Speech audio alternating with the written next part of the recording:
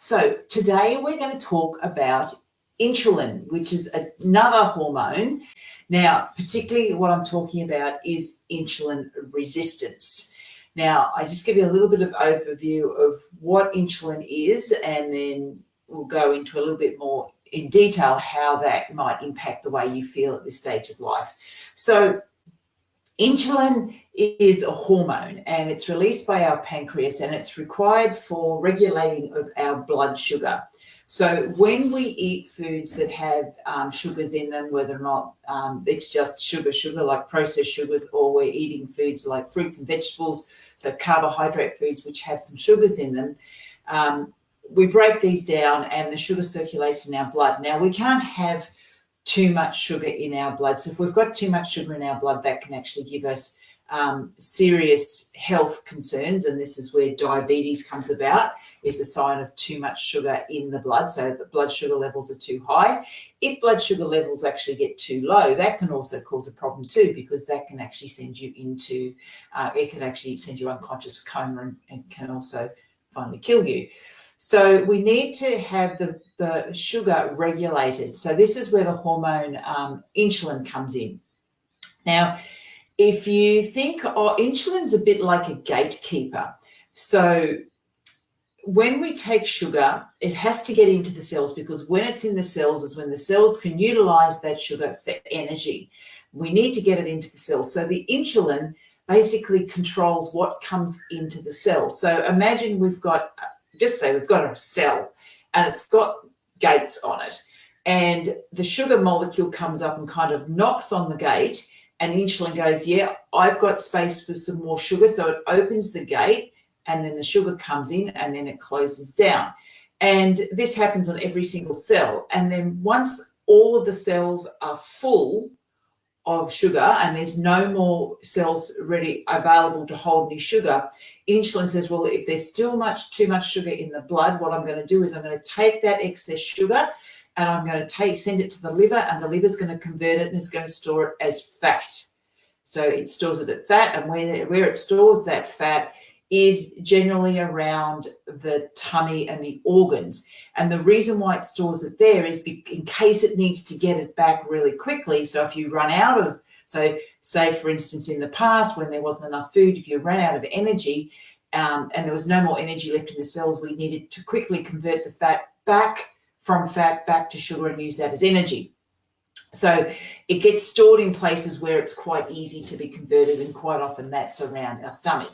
Now, that's how insulin should work when everything's working okay and it's all in balance. But what happens is we can get insulin resistance, and this happens when we're continually eating foods which are high in sugars. And so sugar comes down, it comes to the cell, starts knocking on the door. Insulin opens up the gate, allows the sugar in, but then after a while, because it's always opening up the gates, because there's always sugar out there, so it's always opening up the gates, and after a while we can get what's called insulin resistance, in that the insulin stops responding because it's worn out. It's tired of opening the gates all the time, and what it does then is it just starts sending all this extra sugar into fat stores. So we become resistant to the insulin, and we just start to store fat, and we store this fat around our tummy. Now, this insulin resistance increases our risk of some certain chronic diseases, and these include type 2 diabetes. So insulin is almost like a pre-diabetic state, and if you don't do something about it, you are a really high risk of getting type 2 diabetes. We've got obesity, we've got cardiovascular disease, high blood pressure, high cholesterol, thyroid issues, muscle loss, fat gain, fatty liver, cancers, different cancers, all have been or are associated with insulin resistance. And also Alzheimer's disease, we're seeing that there is a connection between insulin resistance and Alzheimer's disease. So what does this all mean to being in menopause? Now, what I want to say is menopause doesn't cause insulin resistance, but insulin resistance can make your symptoms of menopause worse. So do you understand that Menopause isn't causing insulin resistance. You already have insulin resistance, but insulin resistance is making your symptoms worse. So what causes insulin resistance? And as I said, your diet high in processed sugars, high in sugars. We're not overly concerned about foods that are high in sugars in that they're plant foods, so fruit and vegetables, because those sugars have got fibers attached to them as well, and that actually slows down the sugar metabolism. So it's more to do with the processed foods and foods that are high in processed sugars. So your cakes, your all your white foods, white breads, white pastas, white. Then all the processed stuff is really increases your risk of insulin resistance. Alcohol increases your risk of insulin resistance. If you've got a family history of diabetes, that will also increase your risk. If you've had gestational diabetes when you were pregnant, that also can increase your risk. PCOS is another condition which is associated with insulin resistance. Not getting enough exercise is associated with insulin resistance. Whilst I don't use the BMI as a great measure of anything much, but if you've got a BMI greater than 29, you're a higher risk. Use of SSRI antidepressants also, because it tends to suppress your appetite and you eat more carbohydrate types of foods and you hold on to weight. Steroid medications, so if you're taking long-term steroids, can also impact. High levels of stress can also impact your risk of insulin resistance. So if you have been diagnosed with insulin resistance, or if you think maybe you have, there's a couple of things you can do to determine whether or not you might have insulin resistance. And these are some of these are quite simple things that you can just do yourself without having to see a doctor. Your waist to hip measurement. So measuring your waist and then looking at your hip and then looking at the ratio. So the ratio should be no greater than 0.8. So your waist should be smaller than your hips. And if your waist is greater or the same as your hips, you are more likely that you have insulin resistance. So it is important that that waist, because we're really talking about your waist measurement. When it's insulin and cortisol, a stress hormone, is all about the waist measurement. So because that's where insulin stores fat, is around the waist, and also so does cortisol, which is your stress hormone. But high levels of cortisol also are a high risk of insulin, so they're very much tied together. Also, there's a condition known as acanthosis nigricans, but basically what that is darkened patches of skin, and particularly around the neck, elbows, knees, and armpits. If you're noticing that some of your skin is, and you see this sometimes on older people, particularly overweight people, you can see the dark patches of skin in these areas. That is a sign that, that's often associated with insulin resistance. So it would be an indication that maybe you should go and get a few things checked out. Also, skin tags can also be a sign of insulin resistance. Now, to find out exactly if you have insulin resistance, you will need to get a fasting insulin test done by your doctor, or an HbA1c test. So going and seeing your doctor to actually get a fasting insulin test is the way to get it diagnosed, officially diagnosed. But having said that, what can we do to reverse all of this? Well, obviously, the obvious things are start by changing your diet. If you've got a diet that is high in processed foods, lots of white breads, white pasta, all the white stuff, all the carb stuff, then you need to start eliminating that and getting more whole foods into your diet. So lots more vegetables, lots more plants, reducing the sugary drinks if you're having sugary drinks, also alcohol, which is very high in sugar.